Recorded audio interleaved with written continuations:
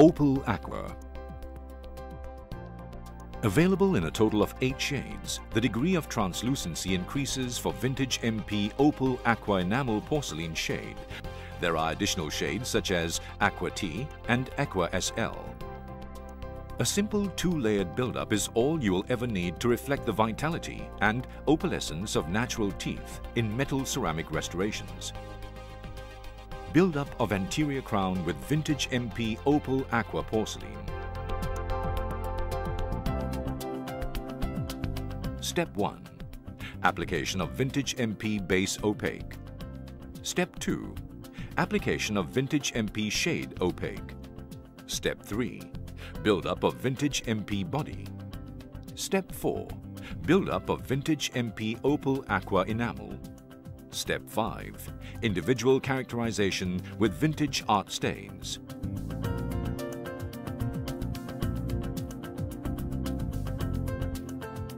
Vintage MP Base Opaque is an ultra-fine foundation paste that creates a strong bond to the metal frame, while imparting a warm hue for highly aesthetic restorations. Stir the base opaque paste gently and thoroughly, and dispense the required portion onto the mixing glass slab.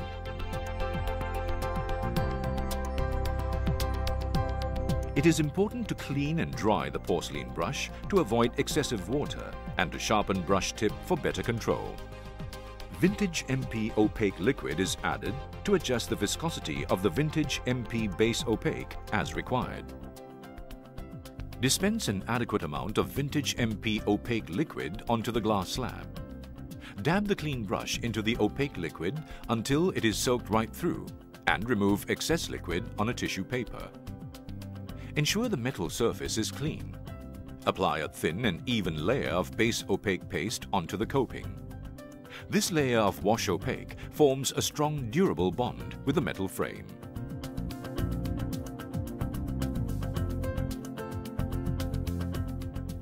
Condense well with the Ceramosonic S condenser to ensure that the porcelain particles are densely packed to enhance the bond and minimize firing shrinkage to less than 5%.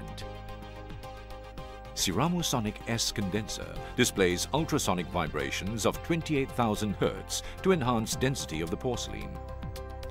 It comes with a touch sensor that automatically activates vibration when platform is contacted and has a choice of automatic 5 seconds or continuous 120 seconds vibration modes.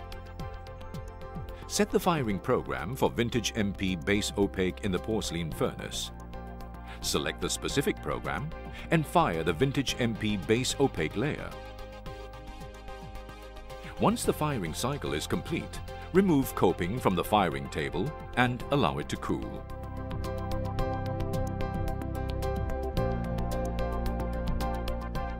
Mix the vintage MP Shade Opaque paste A2O in the same way as Base Opaque to obtain a homogeneous mix.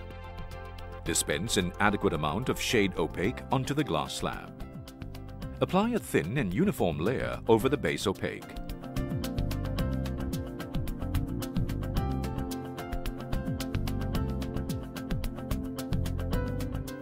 Condense the paste opaque by gently tapping the metal coping. Reapply paste on the margins and other areas where the paste is insufficient until the metal is completely masked. Excess moisture can be eliminated by holding the coping briefly under the preheated muffle. Condense further with the Ceramosonic S condenser. Then place the coping on the firing tray and select the appropriate firing schedule. Remove the firing tray with the coping from the firing table and allow it to cool. Reapply the Shade Opaque paste only in areas where metal shows through and then fire again.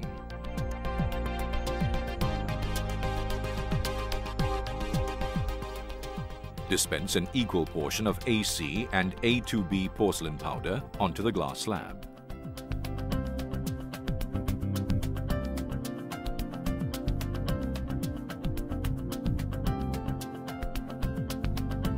Mix them together with an adequate amount of vintage mixing liquid HC.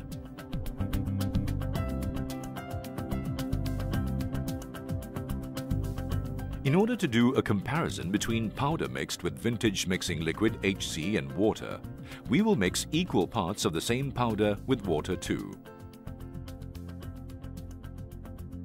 Notice that the porcelain powder mixed with vintage MP mixing liquid HC is more stable, appears more cohesive, and has a sheen, whereas the powder-water mixture appears dull and tends to slump. Mixing porcelain powder shades A2B and AC results in a more natural cervical area.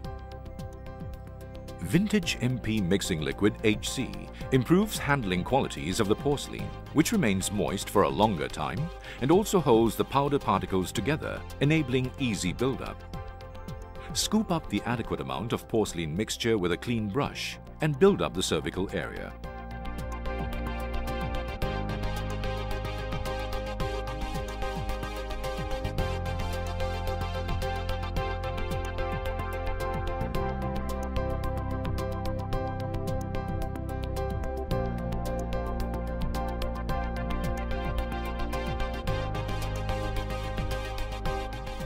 Condense with a brush shank. The cervical area should be fully condensed so as to minimize any shrinkage after firing. Set the porcelain furnace to cervical firing program and fire.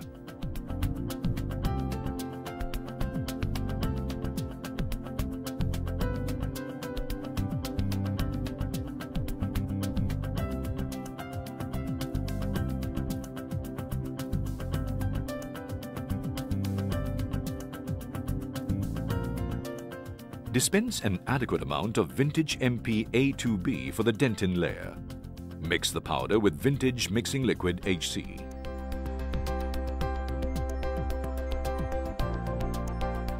Condense the porcelain mixture and absorb excess moisture with a tissue paper. Wet the contralateral tooth on the model either with water or vintage porcelain isolation liquid to prevent the adherence of porcelain to the model.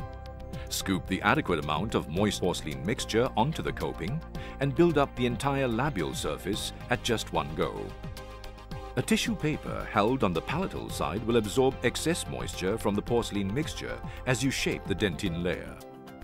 This method of build-up avoids repeated addition and absorption of water, which incorporates air bubbles into and may also distort its form. Apply the body porcelain onto the palatal side and build up to its natural form.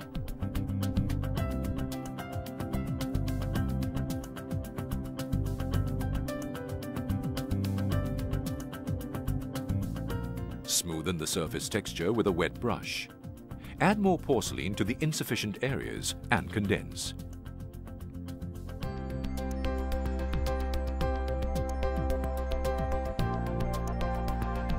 Correct the tooth form with the Lacron carver and gently tap the model with a small hammer to condense the porcelain mixture and to avoid the crown from deformation. Remove excess from the proximal, labial and cervical area with a porcelain knife.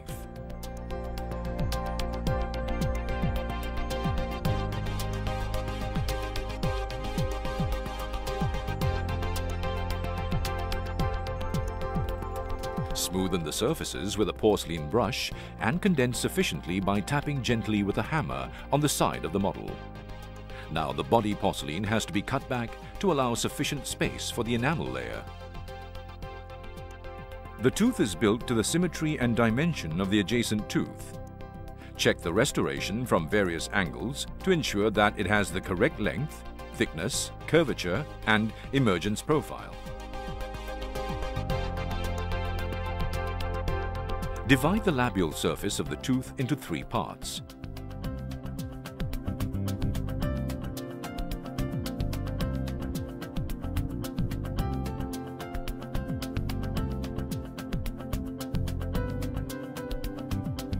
First, cut back at the incisal third, followed by a flat cut back at the middle third. Lastly, do a cutback in between the incisal third and middle third. Reproduce developmental grooves by cutting the shallow V-shaped grooves on both the mesial and distal sides at the incisal third.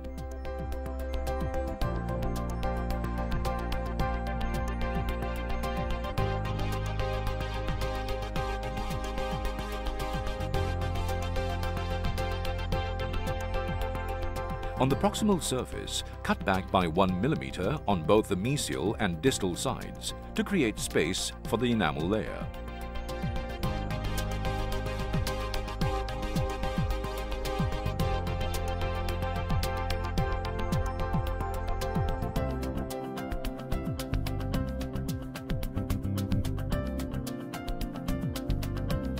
Flatten the brush tip and create finger-like structures at the incisal area to mimic the mamelon.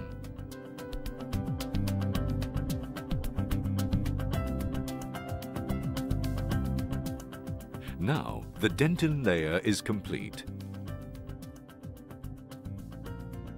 The enamel layer is built up with the corresponding opalescent enamel porcelain. The newly developed vintage MP Opal Aqua enamel is ideal for cases where higher translucency is required in the enamel layer, while maintaining the opalescence of natural dentition.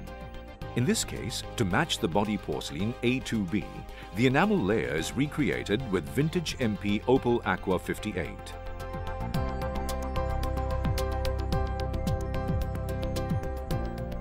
Dispense an adequate amount of vintage MP Opal Aqua 58 and mix with vintage mixing liquid HC.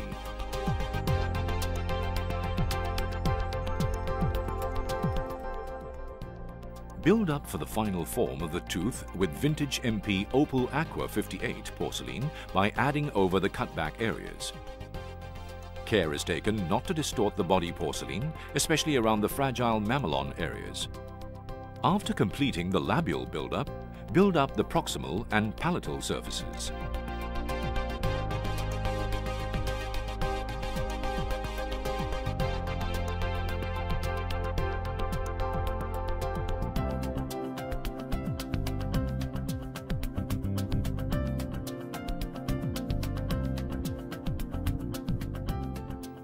Reduce the porcelain at the incisal edge, both labially and lingually, to obtain a sharp edge, as seen in natural dentine.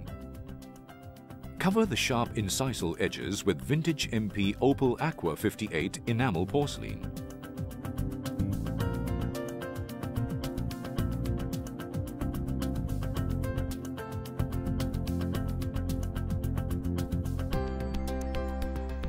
Remove the excess porcelain from the proximal surface before removing the crown from the model.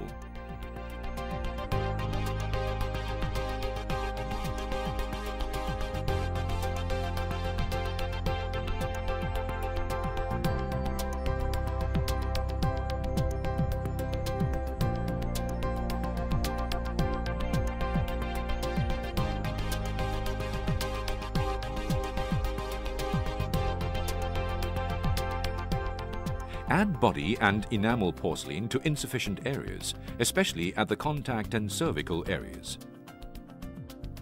Remove any excess moisture with a tissue paper.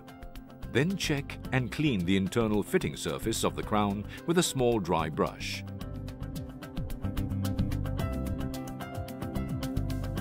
Carefully condense the crown on the Ceramosonic S condenser and remove the excess moisture. The build-up is complete.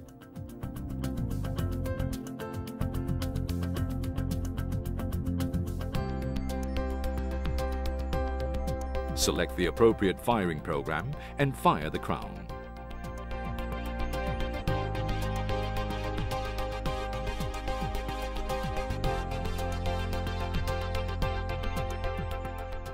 Anatomical contouring is an essential step where all the fine surface details are recreated. The Ceramic Technique System kit is designed with a detailed selection of abrasives for finishing and polishing both the metal and porcelain surfaces of a porcelain fused to metal restoration. A handy tool for beginners as well as experienced ceramists. Place the crown back on the model and check proximal contacts with an articulating paper. Adjust interproximal contacts with Duragreen Stone WH6.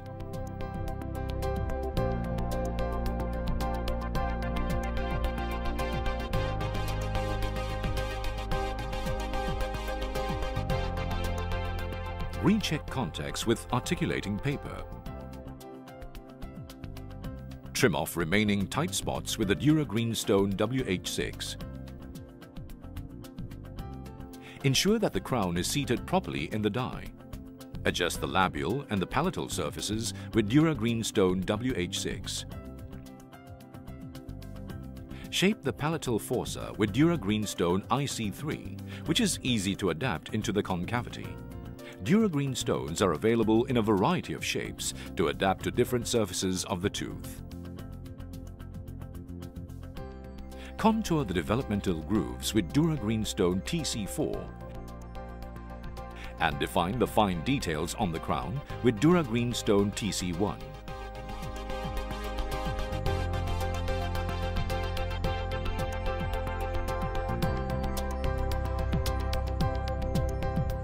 Further enhance the characteristics such as the pericomata and the mamelons on the crown surface with a fine diamond point HP.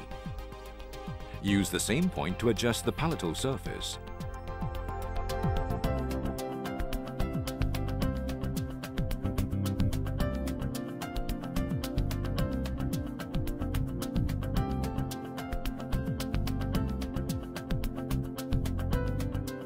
After contouring of restoration, do the fine finishing of the whole crown with an impregnated silicone polisher soft cut PA.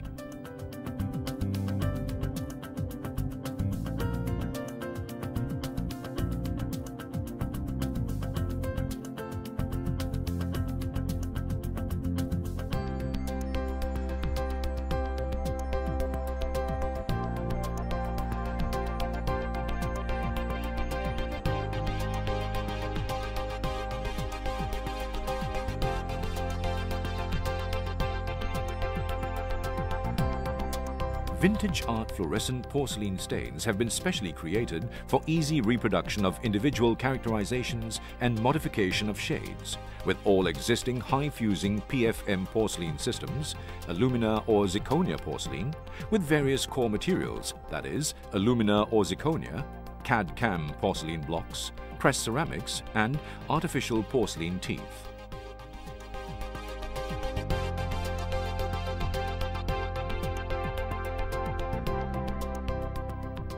Rinse the crown before staining. Dispense a few drops of vintage art stain liquid onto the glass slab and apply a thin layer on the crown surface.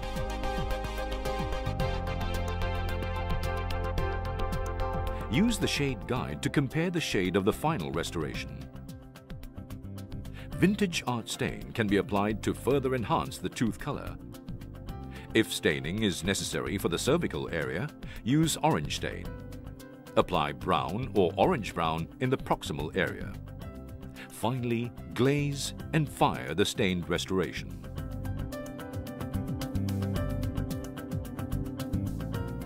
Notice the natural gloss and translucency at the incisal edge of the completed crown.